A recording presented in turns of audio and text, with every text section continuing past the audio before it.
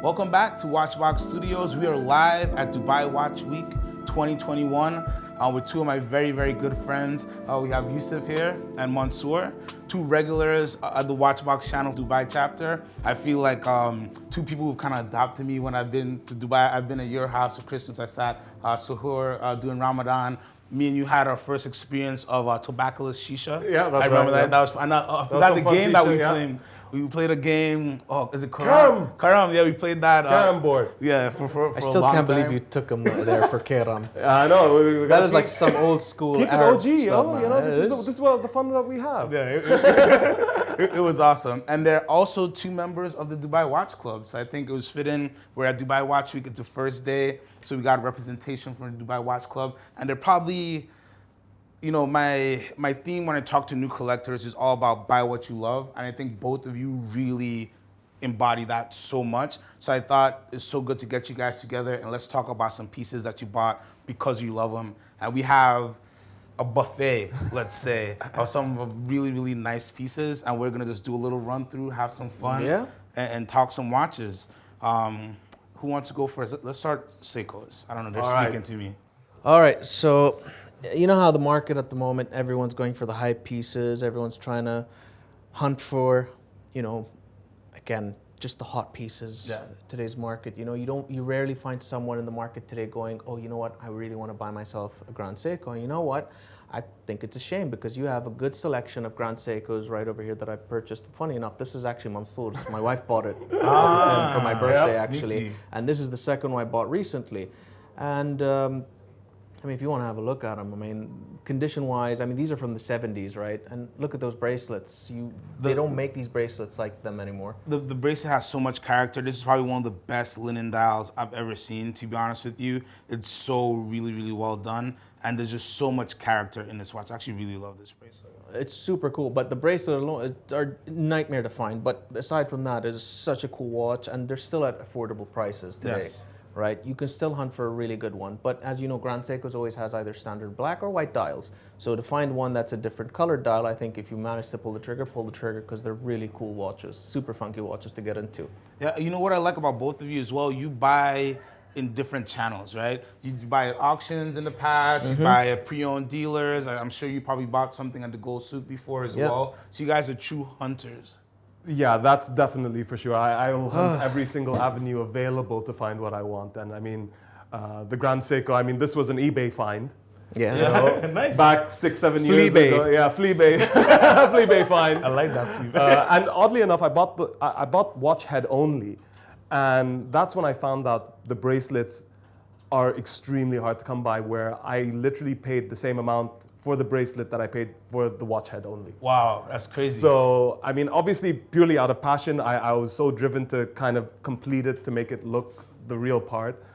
And that's where the passion really comes into play here, because, you know, the values aren't astronomical depending on how you look at it, but, you know, it requires a little bit of effort. Yeah, you and have that's to the fun hunt. of it, that journey. Exactly, you definitely have to hunt. So really quickly before we go on, what draws you into a watch? What makes you buy a watch? Because you guys both have very eclectic collections. What makes it your heart flutter, let's say, for a new watch? I'll tell you, for me as a collector, it's been an evolution. You know, like when I first started, you know, it was just like, you know, mainstream brand, Rolex. And what really brought me into, I guess, Rolex is that, you know, from my family, I've seen watches that are 30, 40 years old. Yes. And they're still functioning fine. They're still in production. So, I mean, they're doing something right. And for me, that's a pure sense of quality that you just can't find. And then as the years have gone by, you know, I've moved from, you know, aesthetics and quality. And then, you know, I've learned more and more as I've gone into the passion. So, you know, I've always wanted special pieces. So I've gone through, you know, getting good quality Rolex, then finding limited editions and special pieces. And then, you know, kind of now I'm evolving still, where I'm like, you know what, I want fine watchmaking, you know, hand-finished items. Yes. And they all have a very special place in my heart, and especially in the watch society as well. You know, I don't know where I'll be next year. You know, one year I'm thinking of, you know, Vacheron Constantin high-end métier d'art, and you know, the next month I'm like, I gotta get that Grand Seiko. Yeah, that Grand Seiko. All right, next, let's talk. We have two really cool pieces here that are a little bit new to the watch game. So do we talk about the Furlan Marri first, maybe? So the Furlan, I think for what it's worth, really, the Furlan Marri. I mean, both the owners of the company started off as a Kickstarter, right? So this started off as a Kickstarter, and honestly, for what it's worth, it was like what, 380 Swiss, 400 Swiss francs at the time. I mean, it's a mecha quartz. It's nothing, not a crazy movement, but just looking at the watch, right? I mean, if you look at like how the lugs have been designed on the side, you have the little detailing on the pushers, you got the dial, you have the back case, and the way they present the watch as well. Also the easy changeable straps, right? Yes. So they got this easy spring removal. I mean, these are just small details that are just super cool on a watch at that price range. It's crazy, it's the bang for your buck. You know, I mean, it's insane. It's not a mechanical, it's not automatic, but it's just a fun watch to wear. I mean, it's nice, and if it gets lost, you won't feel bad. But if it breaks or something, you can easily fix it. So, and you still maintain the integrity of the watch itself. Second watch is also Mansoor has one of the watches actually, which is Chrono Tokyo. And funny story about this. So this is the chronograph one, which won the GPHG award. And I saw this on my Instagram feed. It popped up as, you know, as a sponsor, whatever, all that. So I was like, okay, I like the watch. You know what? I'll buy it. And I didn't know there was only 58 pieces, and I was lucky to buy one. And then everyone kept on going online, going, oh, you know, it sold out quickly, whatever. I'm like, well, it was quite easy for me. Yeah, right. I didn't have a problem. Got the touch. You know, so I was just lucky with this one, really. And honestly, it's a Seiko movement, chronograph. I mean, you got the step dial, you got date function. I mean, it's just such a cool watch. And when you hold it, pictures don't do it justice. No, I completely agree. It's kind of like looking at a samurai sword, like because it's Japanese. Yeah. If you look at a samurai sword in pictures, right? Go with it, right? And you look at the pictures like, oh, that's a pretty sword, right? But when you hold it and you're like, whoa. Yeah. And I think that's basically the feel. That's what precisely captivated me with this brand, which is, you know, I've seen it so much, and you know, at the time I wasn't into that realm. And as soon as I met Yousuf, and I'm like, I want to see it, I want to hold it. And I've seen tons of photos online, and I just couldn't get it. You know, I couldn't get what the real love for this watch was. And then I saw it, and I'm like, I understand now. When you put it on your wrist, you're like, I like this. And I think a main thing that a lot of brands are doing is bringing back aesthetics. Yes. You know, you don't have to put the most highly complicated movement, but you have to have a pretty watch. And the Furlan Marri, I mean, this brand is a statement. Is a quintessential. Yes. You know, it's the 1930s case shape of. You know, you're thinking of that step case, of that Patek 1930s Longines 13ZN. Yes. You know, that era of ultimate high-end watchmaking at a time where it was difficult to make watches. So bringing that back in a very tasteful way, in a beautiful Super case. fun watch. Super fun watch. And at that price point. I think they're both great examples of like, just keep your eyes open and you'll find something. Yeah. You don't have to spend at the super high the spectrum to get something really, really well made that you said is aesthetically so pleasing. Yeah. And the movements aren't bad as well. I would love to see them do something automatic, I'm sure. I think they're in they just launched another one, which is the Blue Marri as well, which is a blue dialed one, which is really nice actually. A little bit higher than this one, but again, still in the affordable range. So, and I think there's also a special piece being made for the UAE, I think. I'm not sure from what I've heard, so let's see. So speaking of the UAE, we gotta speak. I have two Dubai Watch Club. This is the best watches being released this year, hands down, and we can go back and forth. But this is the Dubai Watch Club, Cartier Dumont. Yeah. And this is. I don't know if you guys want to speak a little bit about how the process was, but this is something special made just for the club. And this okay, shall I? Okay, I'll explain. So basically, it took us not us. We helped a bit with the whole process with like ideas. We and said stuff. yes. That's also true. Yes, we said yes. I would say yes as well. At the time, you know, they were like, "Oh, we're making Cartier. You know, who's interested in the Cartier?" A lot of people said no, and we're like, "I'm in." Mansoor never got a piece before, so he's like, "I didn't get anything before. I want to get this one now." Okay. Yeah. He jumped in on this. I jumped in on it, and then they also decided to make for ladies. I bought 3. Yeah. I got 1. Yeah, it was just one of those things. So it took us the club about 18 months to actually go from start to finish to hand us the watches. And I mean, it started off first with back and forth on which design, what color are you looking for, what model, this, what type of a movement, and then once they got the approval, there were some slight changes, which is the font size of the numerals at the time. Again, it was a lot of back and forth. And then when the ladies' idea came up, we said, okay, let's see, how many pieces do you want to make? We said, I don't know, you guys, like the guys who were working on the project from the club said, we'll make 30. So we all jumped in, it wasn't just for the ladies in the club, it was also for family members, mothers, sisters, Yes. wives, and all that. I love that. So I He got doesn't one. have 3 wives. It's for other family yeah, members. exactly. Again, I didn't get 3. I have one wife. Don't want to get the wrong impression my here. mother and my sister. So just to clarify. Yes, yes. Hi, honey. I just love that in this day and age, it's still able to get like nice custom pieces like that, where everything's kind of sold out. I love that there's still brands who, if you combine efforts, they'll let you. It's been a make privilege. something that's yours. It's a privilege to work with a brand like Cartier, where they have a very strong presence in the market. So we were very lucky to actually work with them and to, allowing us to actually put our fingerprint onto their watch DNA, which I think is brilliant. Yeah. I mean, we're both blessed to have these. Yeah, and I think kudos to the Dubai Watch Club in general, because they wouldn't do this for anyone. Yes. And I think because of the strength of our watch club, Yousuf, I can remember 10 years ago, we were a 10-man strong group of cool guys just who likes watches, and today we're 140 members strong. Oh, that's crazy. I didn't know it was 140 members strong. So, for us to make 50 pieces for men and 30 pieces for women, that's sold awesome. out in a minute. Yeah. The notification came on, who wants a Cartier? Yes, sold. The payments were made for the watches. The first 50% of the watches were paid within less than 4 days? Yeah, within a week. And the ladies was like 7 days, something like that. It was just insane. Yeah. And it was a fun project to work with them, and honestly, very proud of it. It's gotten us a lot of recognition. We never really thought it would reach that high. No, it's a great piece. I could definitely understand recognition. Well done, guys. Well done.